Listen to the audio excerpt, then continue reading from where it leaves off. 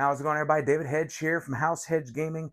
And in the world of sports, everybody is worried about a roster, whether it be the main teams finding the best roster they can to dominate the field, the diamond, or wherever else they're playing, or players like myself who are looking for the best possible roster combination for a fantasy football league.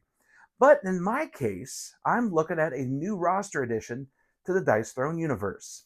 Let's take a look at what's inside Dice Throne Outcast, the latest set from Roxley Games. All right, so here's everything we got through the Dice Throne Outcast Kickstarter campaign. Now, we got the 4 sets of heroes, which, by the way, the artwork on this set, I have to admit, this has to be my favorite artwork I have seen through Dice Throne yet. Just I mean, it's the darker side of Dice Throne. You have to have amazing looking characters with the Raveness, the Pale Girl, the Headless Horseman, and the Necromancer, and just love the artwork. They always do a tremendous job, but I think this one they really hit out of the park with this.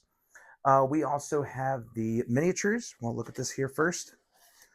So we have the set of 4. Again, really enjoy how these look, especially with the pale woman, like this one here. So this one here, very unassuming, but trust me, she's going to cause some havoc at some tables, especially through Dice Throne Adventures. So we have the miniatures here to go with not only Dice Throne Adventures, but through Dice Throne Adventures Unchained. Now this is a little mini adventure where you're going against the Vault Witch. So you have like these different mini boards that you'll be going through. So you have a little mini campaign right here, which I really do enjoy that this was a part of the Kickstarter campaign. Gives you an additional thing to go along with Dice Throne Adventures.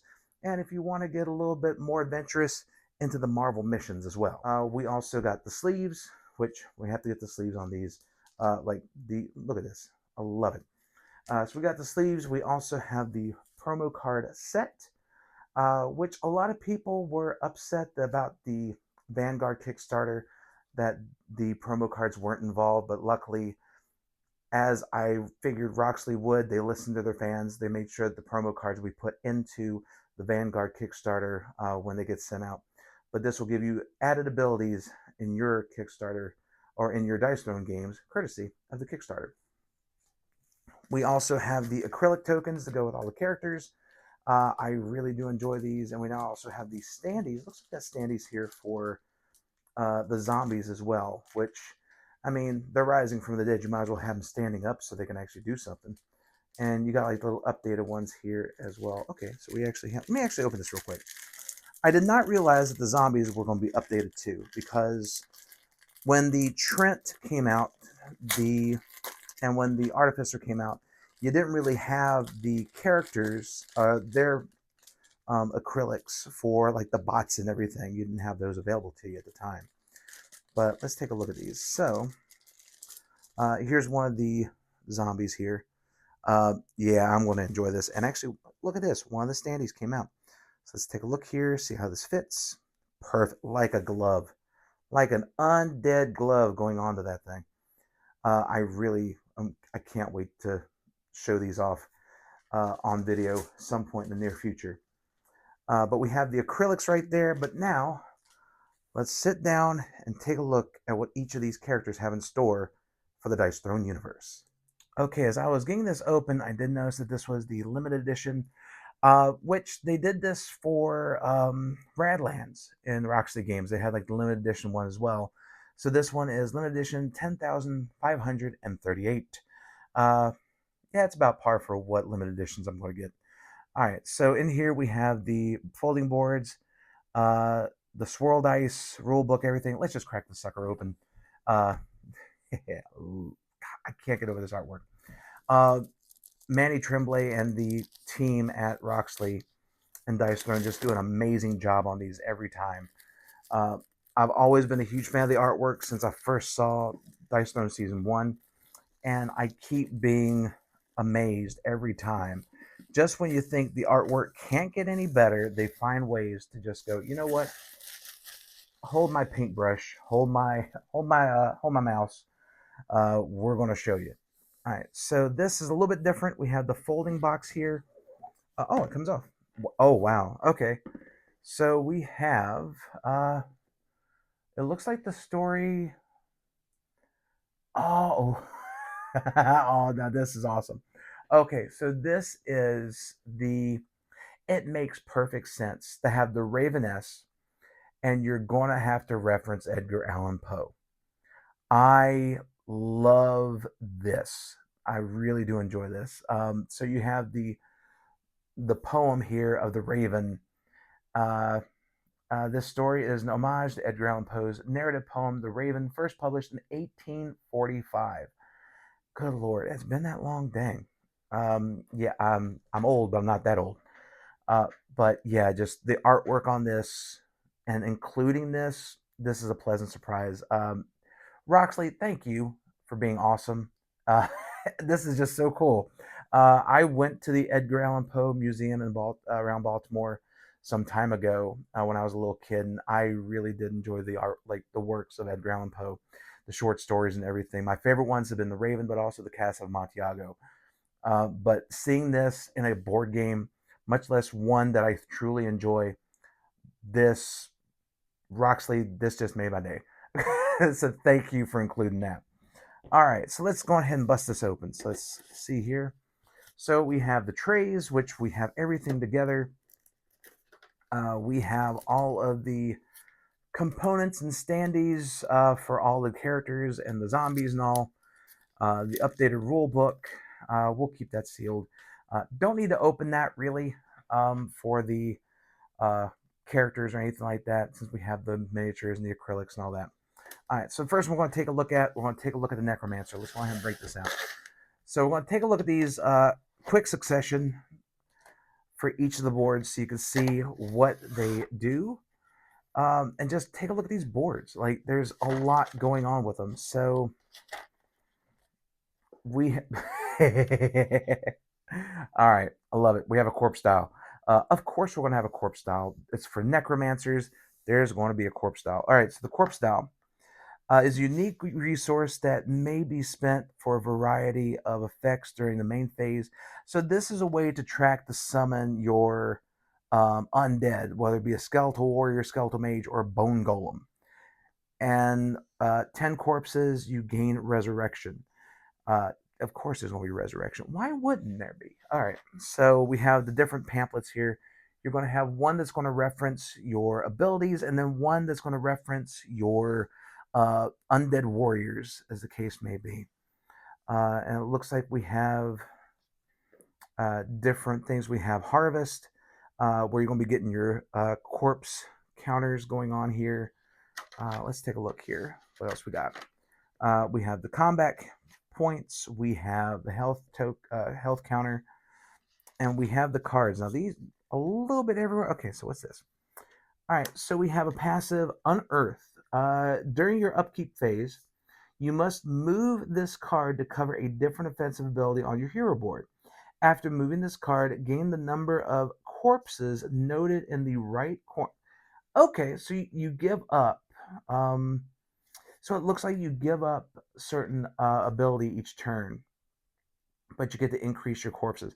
Okay, that's actually pretty cool. So you're giving up a bit of power to resurrect and be able to start building up for your corpse dial. I really like the flavor of that. So it's basically like with necromancy in like D&D or any type of fantasy thing, you're giving up something to get something is always what you have with magic, whether it be your wizards, your sorcerers, your necromancers. And being able to do this just to cover up different abilities just to get your corpse dial built up, I really love the flavor of that character. Like, that is actually a whole lot of fun. Yeah, raising the dead is a whole lot of fun. And this seems like this is heavier stock too, which is pretty good. And then we got the other cards here. Let's go on ahead and do this. Oh, they finally got... So they have turn order cards that actually are colored, and they have check marks. Okay, now this is really cool. So they have a damage type chart. So you can actually see if it's which ones are available. It's like normal damage, undefendable, pure damage, collateral damage, and ultimate damage. So you get to see if it can be modified, special targeting, things of that nature. Excellent. Yeah, I'm glad they included that. That's really cool. And then you have the turn order there. And then, of course, we're just going to take a look at some of these. So you're going to be summoning scout, like summon your undead, which, of course, that's going to happen. You have bone armor, go golem. That's not a Power Ranger. We have Death's Manual, Bone Appetit, and then we have the different upgrades.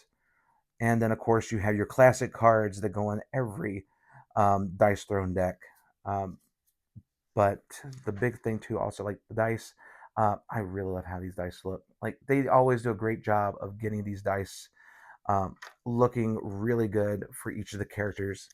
But the Necromancer, just looking at this one by itself, is really nice. Like I do love the whole theme of it. And then of course you have Necrodancer.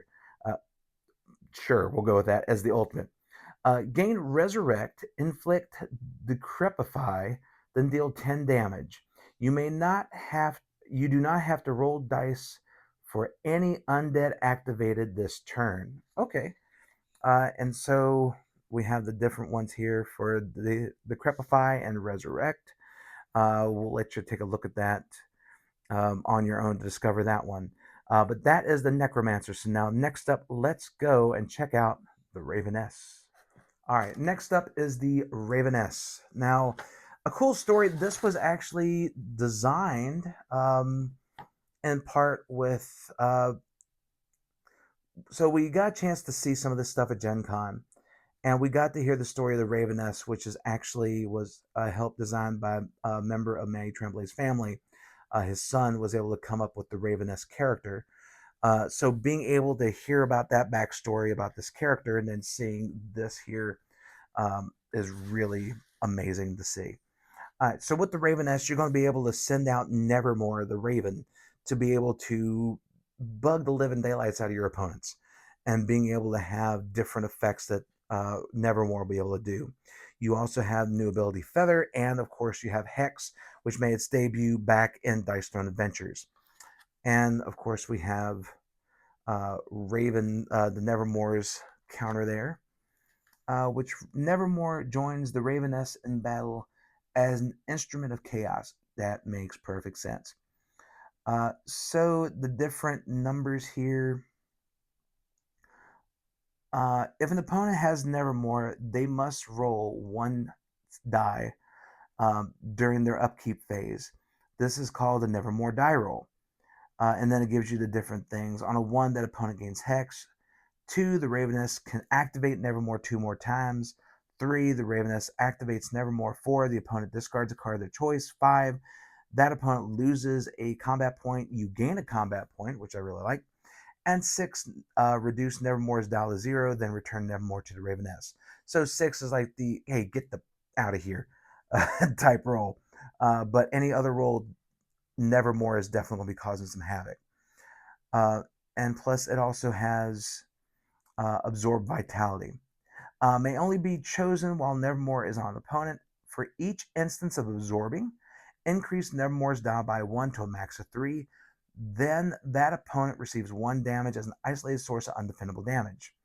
Whenever Nevermore is moved to the Raveness, heal the amount on Nevermore's dial, then reduce the dial to 0. So you're able to just siphon life from your opponents with Nevermore, in addition to all the other effects that she's going to have here, which I really love the flavor of that. All right, so we have that. We also have the different dice here, which she's going to be a bit of a harder character. Well, not too hard. Like she's the normal setup of 3, 2, 1. But let's see some of the cards here. If I can get them out of the, get them unsheathed. All right, so we have Cull, we have Broken Stillness, Stonebeak, Talon Strike, a Nevermore Attack, Midnight Dreary, and then we have the different upgrades to the board, and then we have, again, the classics. One thing I really do enjoy now, and I know this has been a thing that's been around for a while, it's funny to see how the first boards for Dice Throne were just the abilities and no other artwork, no other special things about the boards. But now, with all the characters, you're getting the different artworks that resemble the attacks and the different effects. And That's one of those things I really do enjoy about the game. So her ultimate is Fantastic Terrors. Activate Nevermore 3 times, inflict hex, and deal 13 damage. Simple enough. 13 is definitely not going to be a lucky number for your opponent. Uh, but this is going to be a great one. I can see myself losing to Raveness a lot when Cindy gets a hold of her. But I really do enjoy the design on this character. So 2 down, 2 to go. Next up, the Headless Horseman. All right, here we go. Next up, Headless Horseman. Classic character. I'm surprised they don't have Ichabod Crane in here, but we'll see. Because this one's definitely going to be something cool to look at. So it has a haunted head. Makes perfect sense. All right, so we have the counter there. We have the different deck here. We have the life counter. And yeah, he lost his head. It might be in the acrylics, maybe. Yep, hold on. While I wander, weak and weary, going through the bag, something dreary. Yep, that. All right. So the Headless Horseman. Let's see. The haunted head is a companion. That makes sense. Use your pumpkin head to frighten an opponent. Yeah, you'd be able to throw this at somebody. Thor may have a hammer, but the Headless Horseman has their head. At the conclusion of your turn, if an opponent has the haunted head, gain Dreadful. Terrorize an opponent. You may terrorize an opponent during your upkeep phase when you have at least 4 dread tokens. And for Headless Mayhem, which is here. So we have a passive ability on this one. When your opponent is terrorized, remove 4 dreadful tokens. Move the haunted head to your hero board. Deal 3 damage of isolated source of undefendable damage to a chosen opponent. Gain Grim Pursuit and 1 combat point. So Headless Mayhem, during your upkeep, you choose one. You could terrorize an opponent or move the haunted head to a chosen player. If moved to an opponent, gain Dreadful. If your offensive roll phase does not successfully deal at least 1 damage, gain Grim Pursuit. So this gives you a bit of a balance between, okay, so you're able to toss your head to somebody, but being able to have a backup in case you are not able to get an attack on an opponent, I think is really cool. So Grim Pursuit, a player with this token may spend it to activate one of the following. Perform an additional roll attempt during an offensive roll phase, or after attacking, roll 5, add 1 damage per horseshoe for an attack modifier. Each effect may only be activated once per turn. So I really like it to where, okay, if I can't hit you this time, I'm going to improve my chances next time while still being able to um, get Terrorize off and be able to have dreadful tokens built up over time. But this, again, a a plus on all these mechanics in this one. I really do enjoy how they really went in a different direction from what we normally see for Dice Throne. And now we're getting to see the darker side of the characters, but they are really innovative and being able to see all these different effects. And actually, we got, okay, I need to look at this. I didn't go to the other defensive abilities for Necromancer Raveness, but this has a defense roll plus. All right, so this is roll 1 plus 1 more for each dreadful. So you can roll up to 5 dice depending on how many dreadful tokens you have. And then you're able to get the different abilities on here. Which that's actually really cool to be able to tie in your defense roll with the dreadful ability on here for that status effect. So being able to just combo everything to where you're building up dread, you're building up terror in your opponents, and being able to become more and more defensive.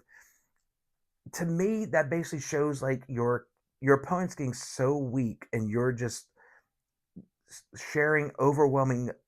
You're giving them overwhelming fright, and you're scaring them to death pretty much, to where you're increasing your chances to be able to fend off their attacks. Um, Again, this is really great character design. The ultimate ability is Dreadful Charge, gain 4 Dreadful, deal 14 damage. I think this one will be the one I'm going to try first off. I haven't taken a look at the Pale Lady yet. I know I've been referring to her as the Pale Girl. but I know she's definitely going to terrorize a lot of people. So let's take a look at the last character in this set of 4, the Pale Lady, who's also a werewolf. Before we go to the Pale Lady, though, I need to take a look at these cards. I did not take a look at the cards. I was so caught up with everything on the boards and everything. This, yeah, I really like it. So let's go ahead and open these up here. There we go.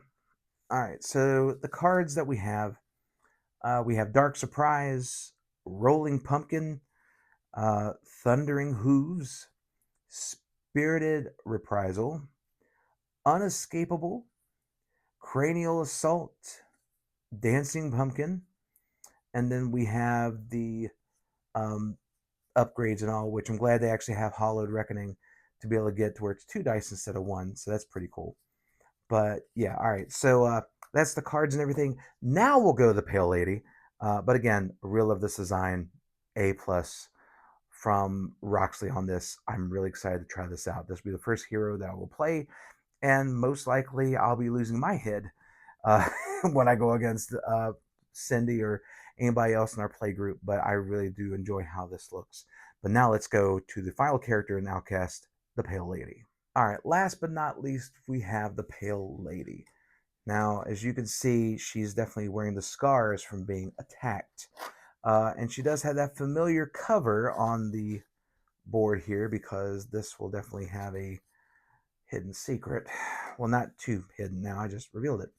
All right, so looks like this is a double-sided board. We'll go over that in a minute. But we have her board here. We have the cards, which I promise I'll remember to go over because I just got really taken up on everything. And then we have the different dice, which I'm glad the tray's here. I don't think I showed the dice off for the Headless Horseman. Those are actually really cool. I would want to make sure I show these off. These look really nice. I just love the different designs on these. All right, so we have for her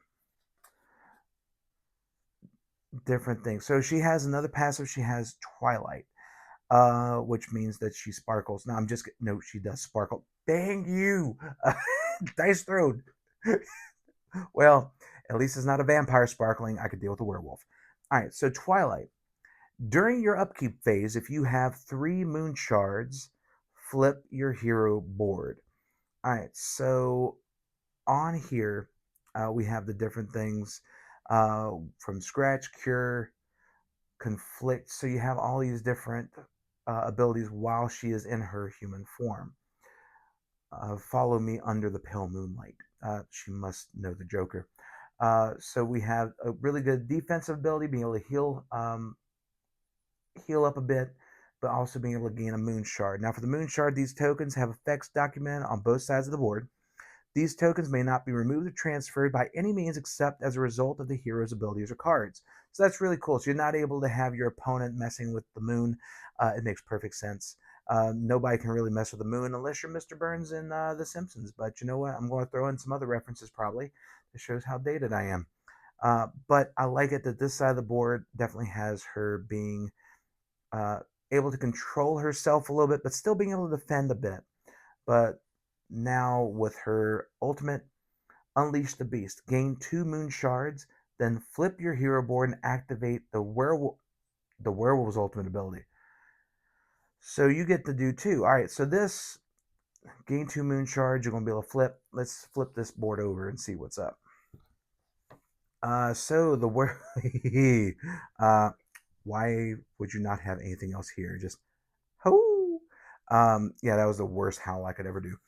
All right, so with this one, definitely going to be shredding, ripping and tearing, hunter. So you're being able to use the prey tokens on this one here. And I think I saw maybe 1 or 2 on the other side. But Unleash the Beast. Gain a moon shard, inflict prey, and 2 bleed. Then deal 13 damage. At the conclusion of your turn, do not remove 1 moon shard. All right, so this has a passive. At the conclusion of your turn, remove a moon shard. Then, if you do not have any moon shards, flip your board over. So this one's going to be going back and forth. So we've seen some characters where, like Jean Grey in the Dark Phoenix, where you were able to go in and out on that one. The Cursed Pirate, you were able to flip over the Cursed Pirate, but you weren't able to go back to the other side of the board. This one, being able to control your transformations and being able to go from werewolf to the Pale Lady, I think, is a great touch on that. So being able to help heal on one side, but being able to do a lot of stuff on this one. And it looks with this, there's a lot of undefendable on here. I just realized that.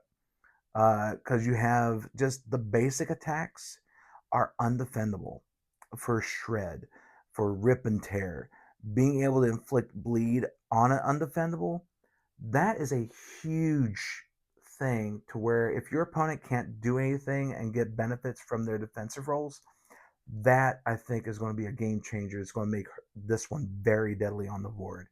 And I really like all four of these character designs are just spectacular. I really do love how they were able to capture each class and be able to make them more unique than what we have seen in Dice Throne before. And this is just the evolution of the Dice Throne game. And we're going to see a lot more of this coming up in Vanguard. But to see this right now in Outcasts, um, I think this has to be one of my favorite sets that have came out. And I'm not saying that lightly because I've enjoyed everything that Dice Throne has come out with, and I really think this one has to be my favorite one just because of the flavor of all the characters and how they're so unique of what they offer in the game. All right, so let's go over the deck real quick, and then I'll get to the wrap up at the end. So we have New Moon, we have Etiquette, because you gotta be classy when you're not in werewolf form. You have Ravage, Quenched. Uh, that's not cranberry juice. We have Ambush, Dark Side of the Moon, Briarthorn, Trick of the Light, Scent of Blood, Waxing Moon, Waning Moon, Petulant, we have Life Trade, and we have Transformation. Now, you also notice there is no upgrade, so this is pretty much, like I said, the same thing as what we have for the Cursed Pirate. You don't have any upgrades to your abilities, but if you are able to just manipulate your board to where you can go from Pale Lady to Heal to go to the Werewolf to just be a complete wrecking machine, this one is probably going to be. I'm just curious what the rating on this one is. Uh, it has complexity 3. I'm very surprised. I thought there'd be a little bit more because this is going to be a great balancing act to try and make sure that you're doing some destructive force with werewolf and werewolf form, but then going back to Pale Lady and being able to mitigate the damage that you would be taking in your werewolf form.